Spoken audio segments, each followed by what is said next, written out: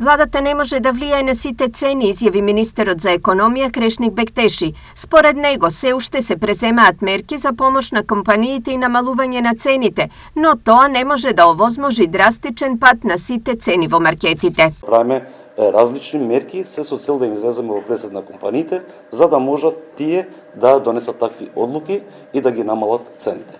И секогаш зборуваме за производи кои се произведуваат во Република Македонија. Не зборуваме за тие што се увезуваат.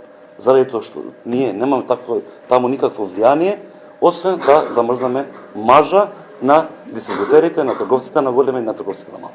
Во однос на моменталната состојба со цените, Бектеши истакна дека досега преземените мерки ги дале очекуваните резултати. Согласно проценките на Министерството за економија, моментално се стабилизирани цените од тие што беа во септември и октомври, каде што имаше нагло зголемување на цените на основните премнени производи. Во одредени производи има веќе намалување и уште еднаш да повторам дека ние не сме кажале дека и ќе се вратиме на цените од пред една година, од пред 2 години.